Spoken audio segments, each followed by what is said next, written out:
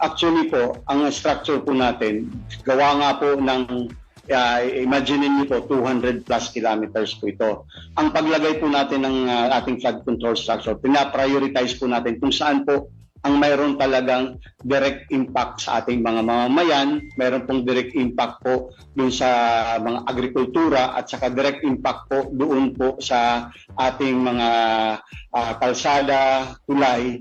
Kasi po pag nagbaha din po ang ating kalsada at tulay, hindi lamang po yung mga mamamayan na nandun po sa kapaligiran, sa lahat pong gumagamit at saka dumadaan po doon ay maapektuhan.